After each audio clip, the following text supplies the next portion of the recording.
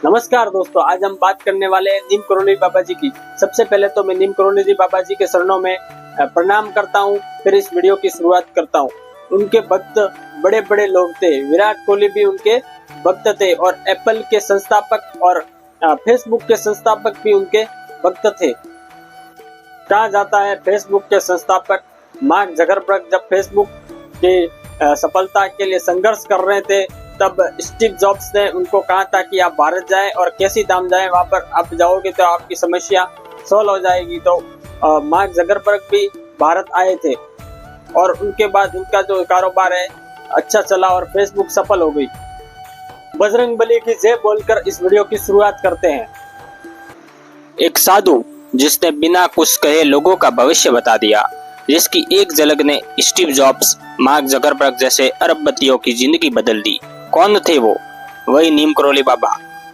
आज मैं आपको उस सिद्ध पुरुष की कहानी सुनाने वाला हूँ जिनके पास ना कोई किताब थी ना कोई उपदेश, लेकिन फिर भी दुनिया उसकी ओर खींची चली आई। इन्हें लोग महाराज जी कहते थे और दुनिया जानती है नीम करोली बाबा के नाम से। विराट कोहली का करियर जब खराब चल रहा था, तब नीम करोली बाबा के पास जाकर विराट कोहली गए। तब विराट कोहली सेंचुरी पर सेंचुरी मारने लगे और आप उस पे इंस्टाग्राम में भी देख सकते हो, विराट कोहली के इंस्टाग्राम में। वहां पर आपको नीम करोली बाबा और विराट कोहली की फोटो देखने को मिल जाएगी। नीम करोली बाबा का वास्तविक नाम लक्ष्मी नारायण शर्मा था। उनका जन्म लगभग 1900 के आसपास अकबरपुर गांव, फिरोजाबाद, उत्तर प्रदेश में एक ब्राह्मण परिवार में हुआ था। बचपन से ही वो शांत, सरल, दयालु और आध्यात्मिक स्वभाव के थे। लगभग 11-12 साल की उम्र में उनमें अद्भुत आध्यात्मिक गुण दिखने लगे थे। घर वालों ने उनका विवाह बहुत कम उम्र में कर दिया। विवाह के बाद भी उनका मन आध्यात्म में ही लगा रहा। थोड़े समय माता पिता के साथ रहे, फिर अचानक घर छोड़कर तपस्या के लिए निकल पड़े। नीम करोली बाबा का नाम नीम करोली कैसे पड़ा? एक बार वह गंगा में स्नान के लिए ट्रेन से यात्रा कर रहे थे, तो ट्रेन के कर्मचारी ने उनको उसमें बैठा दिया क्योंकि वो उनका भक्त था। तो फिर वो बैठ गए, लेकिन थोड़ा दूर जाने पर वहाँ पर दूसरा टिकट चेकर आ गया और उन्होंने बाबा जी को टिकट ना होने की वजह से ट्रेन से उतार दिया। तब ट्रेन वहाँ से आगे भी नहीं बढ़ रही थी और नीम करोली बाबा जी जो हैं वहाँ पर एक नीम के पेड़ के नीचे बैठे और वहाँ उस गांव का नाम करोली था। तरह तरह के मिस्त्री आए और रेलवे के सब बौद्धिक क्षमता वाले व्यक्ति आए और वहां पर उन्होंने निरीक्षण किया, लेकिन ट्रेन आगे ही नहीं बढ़ रही थी। तब वहां पर जो यात्री यात्रा कर रहे थे, उन्होंने उस टिकट चेकर को कहा, आपने जिनको उतारा है वो एक सिद्ध पुरुष है, आपने उनको कैसे उतारा? लेकिन वो टिकट चेकर माना नहीं। थोड़ी देर बाद फिर यात्रियों ने गुस्सा किया, तो फिर वो टिकट चेकर मान गया और उनके शरणों में पड़ गया। तब नीम करोली बाबा जी जो है उस ट्रेन में बैठते हैं और उनको बिठाते हैं फर्स्ट क्लास में।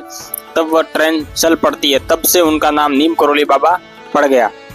नीम करोली बाबा अपने सहज चमत्कारों के लिए जाने जाते हैं। लोगों को बिना बताए उनके मन की बात जान लेते थे। कई भक्तों की बीमारी, दुख, संकट दूर कर देते थे।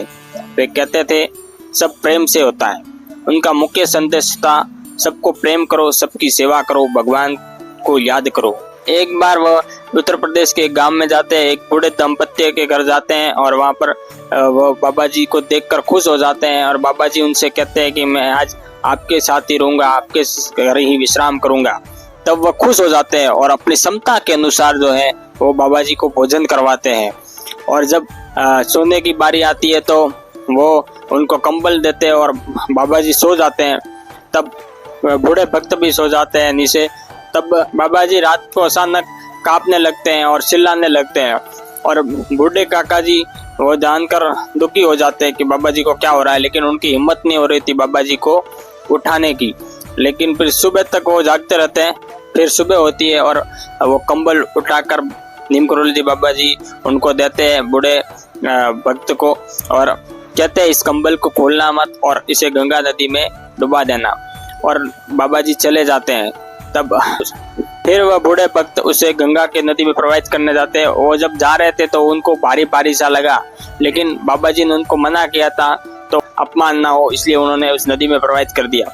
1 महीने के बाद उन बूढ़े भक्त का एक इकलौता लड़का घर आता है जो फौजी में था और आकर जब वो भोजन करता तब वो कहता है कि 1 महीने पहले मैं जब सरहद पे था वो बांग्लादेश में था। बांग्लादेश पे जब आज़ाद होना था भारत, तब मैं द्वितीय विश्व युद्ध में लड़ने के लिए गया था। तो जापान से युद्ध कर रहे थे, तो जापान से युद्ध करते वक्त बहुत से सैनिक घायल हो गए, लेकिन उस सैनिक को कुछ नहीं हुआ, लेकिन उसको गोली नहीं लगती है।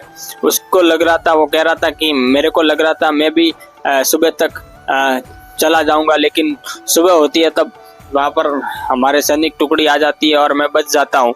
तब बूढ़े भक्त समझ जाते हैं कि उस रात को बाबा जी कांप रहे थे, वो गोलियां उनको लग रही थी। कैसी धाम की भी उनकी कथाएं, कहा जाता है कि जब वो जा रहे थे तब पूरन नाम के एक व्यक्ति को बुलाते हैं, जबकि वो पूरन व्यक्ति उनको जानते भी नहीं थे। और बाबा जी, करोली बाबा जी उनसे कहते हैं कि मैं भूखा हूँ, मेरे लिए भोजन लेके आओ घर से।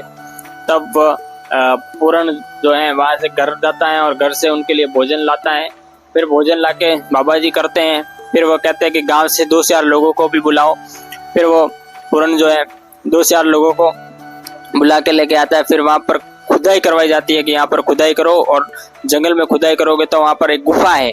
तब बाबा जी के कहने पर वो खोदते हैं, तो वहाँ पर असल में गुफा निकलती है और वहाँ पर एक सिमटा भी मिल जाता है। तब उन लोगों को आश्चर्य हो जाता है कि हम यहाँ पर कितने सालों से ले रहे थे तो भी हमको मालूम नहीं पड़ा, लेकिन इनको कैसे पता चला। फिर वह बाबा जी कहते हैं कि यहाँ पर एक बहुत प्रसिद्ध संत रहते थे और यहाँ पर हनुमान जी का निवास है, यहाँ पर आप हनुमान जी को बिठाओ। तो वहाँ पर हनुमान जी का मंदिर बनवाया गया और फिर वहाँ पर उस पर्वत का आकार ऐसा था, कैसी नुमा था, इसलिए उस नाम का नाम कैसी धाम रखा। ऐसे के ऐसे उन्होंने बहुत से आश्रम बनाए, जैसे कि वृंदावन आश्रम, लखनऊ आश्रम, फतेहगढ़ आश्रम। अमेरिका में भी हनुमान जी की मंदिर उनकी प्रेरणा से ही बना। नीम करोली बाबा को विश्व भर में लोकप्रिय बनाने का बड़ा कारण कुछ बड़े अमेरिकी शिष्य रहे। रामदास, उनकी कहानी एक बहुत अच्छी है, उनको कहानी आपको सुनाना चाहूंगा। उन्होंने एक किताब भी लिखी थी, बी हेयर नाउ, और उनके बारे में कहा जाता है वह जब यहाँ पर भारत में आए तो उनका नाम पहले रिचर्ड एल्पार्ट था, और वह भारत में आए तो वो, लेकिन वो नशा करते थे, नशा की गोलियां खाया करते। तो वो बाबा जी के आश्रम में आए। बाबा जी उस समय कथा कर रहे थे, तो वो बाबा जी के पास आए। बाबा जी वहाँ पर स्वर्ग की बात कर रहे थे। तब वो रिचर्ड एल्पर्ट कहता है कि आपको स्वर्ग देखना तो मैं दिखाता हूँ। तो बाबा जी कहते कैसे? तो उन्होंने उनको गोली दी बाबा जी को, बाबा जी ने ली, लेकिन बाबा जी कथा कर रहे थे। तो रिचर्ड एल्पर्ट को लगा कि इनको नशा क्यों नहीं चढ़ा।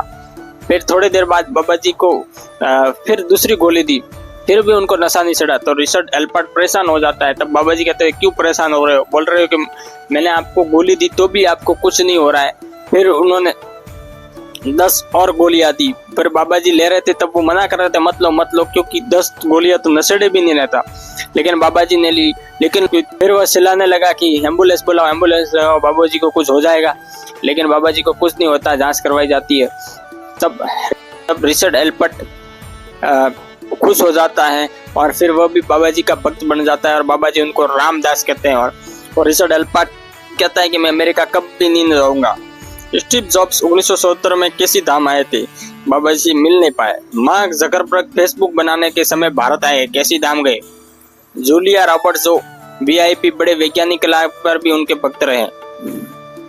मां समाधि 11 सितंबर 1973 को वृंदावन के एक मंदिर में उन्होंने प्राण त्याग दिए। उनकी मूर्ति सामान्य नहीं बल्कि योगियों की तरह महासमाधि मानी जाती है। उनके उपदेश, बाबा के संदेश बहुत सरल और जीवन को बदल देने वाले थे। सबको प्रेम करो, सबकी सेवा करो, सब भगवान का रूप है, भक्ति में शक्ति है। हनुमान जी की उपासना करो, ये शीघ्र प्रसन्न होते हैं।